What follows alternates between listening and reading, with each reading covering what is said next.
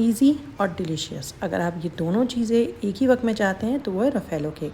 Coconut coated ये cake बनाना बहुत आसान है और बहुत मज़े का होता है और डिफरेंट फ्लेवर होता है और सबको बहुत पसंद आएगा आप समेत। अस्सलाम वालेकुम, मैं हूं मदिया और आप देख रहे हैं चैनल जस्ट मदिया उर्दू रेसिपीज़। चलें फिर फटाफट बनाते हैं केक। बिस्मिल्लाहिर्रहमानिर्रहीम। सबसे पहले रूम टेम्परेचर पे हमें चाहिए 3 अंडे। आप हैंड बीटर से मिक्स करें, बीट करें, या फिर आप इस तरह से जो भी आपके पास है उसको यूज़ कर सकते हैं। साथ में मैंने ऐड करी है 3/4 कप पिसी हुई चीनी। दोनों चीज़ों को इतना बीट करना है कि साइज़ में डबल नहीं ट्रिपल हो जाए और आपको ख़ुद फील होगा कि ये तो बिल्कुल फॉर्म बन गई है। अगर आप हैंड बीटर यूज़ कर रहे हैं जो इलेक्ट्रिक का होता है तो आपको कम से कम 3 मिनट तो ज़रूर लगेंगे।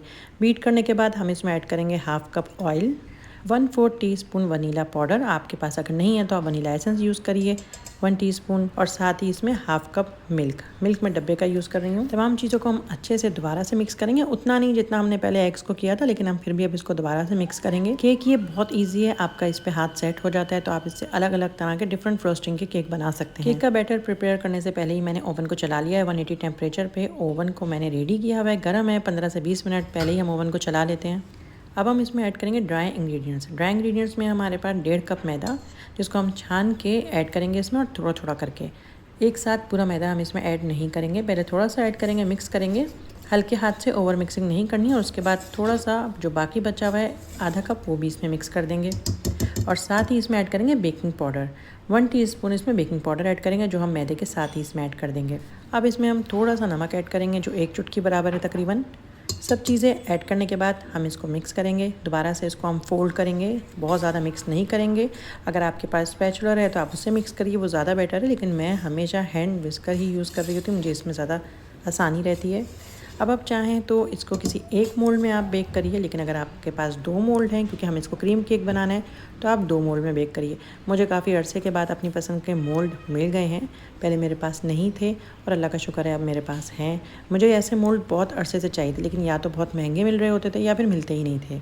मतलब अक्सर मिलते हैं मोल्ड, लेकिन वो साइज़ कुछ ज़्यादा ही बड़ा हो जाता है, तो मैं इतने बड़े केक बनाना नहीं चाह रही होती थी। लेकिन ये मोल्ड मुझे बहुत पसंद आए हैं और मैंने ऐसे 3 मोल्ड लिए हैं, लेकिन अभी मैं आपको 2 मोल्ड के साथ ये केक बनाना सिखा रही हूँ। आप चाहें तो सिर्फ 1 मोल्ड में बेक करें और फिर इसको सेंटर से आप इसको कट करके क्रीम लगा लिएगा। खैर 2 मोल्ड की वजह से मेरा काम थोड़ा आसान हो गया और मुझे मज़ा भी आया इसमें बनाने से। हमेशा केक के बैटर को फुल नहीं भरा करें, कम से कम आधा इंच ज़रूर छोड़ दिया करें केक बेक होने के लिए। ओवन में रखने से पहले मैंने उसको टैप किया था और उसके बाद मैंने उसको बेक किया, और बेक करने के बाद मैंने उसको बाहर निकाल के 5 मिनट छोड़ दिया और उसके बाद मैंने उसको मोल्ड से निकाल दिया। बेक मैंने सिर्फ नीचे से किया, खुद ब खुद ऊपर भी गोल्डन कलर आ गया प्यारा सा। अगर आप चाहते हैं फिर भी गोल्डन कलर देना और आप इसको सिर्फ और सिर्फ बगैर क्रीम के यूज़ करना चाहते हैं तो आप इसको गोल्डन कलर दें। अपनी मज़ेदार सी चाय और कहवे के साथ एंजॉय करें। खैर हम लोग तो इसको बना रहे हैं कोकोनट रफ़ेलो केक, तो अभी मैंने डेयरी क्रीम जो भी मिल्क पैक की होती है 100 ग्राम में मैंने ऐड करी है। 100 ग्राम चॉकलेट, वाइट चॉकलेट, जो मैंने बहुत छोटे छोटे पीसेस में करके ऐड करी थी। आप इसको माइक्रोवेव कर लें या फिर आप इसको स्टीम बाथ दे लें। जब चॉकलेट अच्छे से मेल्ट हो जाए तो हम इसको रख देंगे साइड पे रूम टेम्परेचर पे आने के लिए, और अब हम यहाँ पे क्रीम व्हिप कर लेंगे। मेरे पास है ये 200 ग्राम व्हिप क्रीम। अक्सर लोगों की व्हिप क्रीम उनसे व्हिप नहीं होती, तो उसमें आप हमेशा बिल्कुल ठंडी व्हिप क्रीम लें। मैं बर्फ़ जमी हुई नहीं कह रही हूँ, ठंडी हो बिल्कुल, लेकिन उसमें बर्फ़ ना जमी हुई हो, मतलब उसमें क्रिस्टल ना हो। क्रीम को हम जब तक बीट करेंगे जब तक इसका टेक्सचर वैसा ना हो जाए जैसा हमें चाहिए। जब इसका टेक्सचर बिल्कुल वैसा हो जाए, आप इसके उल्टा करें इसका बॉल और फिर भी ना गिरे, इसका मतलब ये है कि क्रीम बिल्कुल रेडी है। अब हम इसमें गनाश ऐड करेंगे। क्रीम और चॉकलेट को मिक्स करने के बाद जो भी बनता है ना उसको गनाश बोलते हैं। खैर जो भी हमने बनाई थी अभी वाइट गनाश, अब हम इसमें ऐड कर देंगे जो हमने साइड में रख दी थी रूम टेम्परेचर पे आने के लिए। गनाश ऐड करके मैं इसको दोबारा से मिक्स कर रही हूँ, लेकिन आप चाहें तो सिर्फ इसको हाथ से ही मिक्स कर लें दोबारा, लेकिन मैं फिर भी इसको दोबारा से बीटर से ही मिक्स कर रही हूँ ताकि अच्छे से क्रीम उसमें मिक्स हो जाए।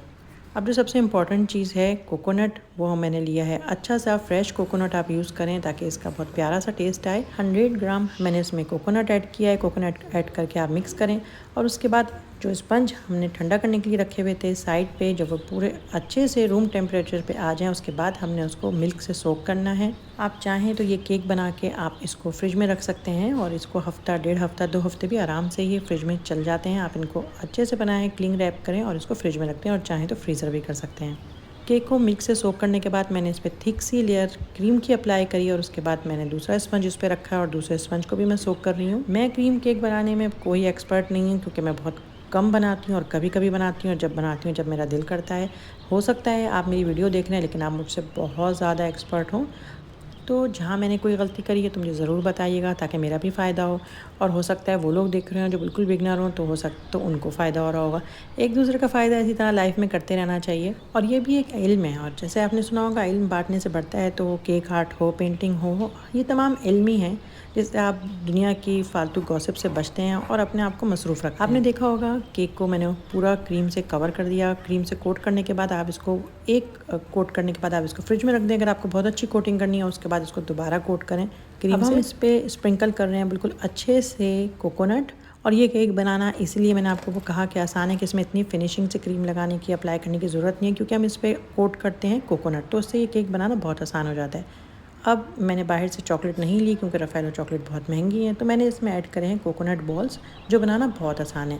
कोकोनट में इतना कंडेंस मिल्क ऐड करें कि आप उसकी बॉल बनाना चाहें तो वो बन जाएं। जब बॉल्स बना लें, आप उनको थोड़ी देर के लिए फ्रिज में रखें और चॉकलेट से कोट करके दोबारा इसको खोपरे से कोट कर लें। तो ये आपकी बन गई बहुत ही ईजी कोकोनट बॉल्स। फ्रिज में रखिए और ये प्यारा सा मज़ेदार सा कोकोनट वाला फ्रेश केक आप सर्व करें। यकीनन आपको ज़रूर पसंद आएगा। अक्सर लोग रफ़ेलो केक की क्रीम में चीज़ भी ऐड करते हैं, मैंने चीज़ ऐड नहीं करा, लेकिन आप चाहें तो इसमें क्रीम चीज़ ऐड कर सकते हैं। सीरियसली ये केक मुझे बहुत पसंद है, और सबको हमारे घर में भी बहुत पसंद आता है। केक्स मैं बनाती रहती हूँ, लेकिन क्रीम केक्स बहुत कम बनाती हूँ। आपको वीडियो पसंद आई है तो वीडियो को लाइक और चैनल को सब्सक्राइब ज़रूर करिएगा। मैं मिलूँगी नेक्स्ट रेसिपी में। जब तक के लिए अल्लाह हाफ़िज़।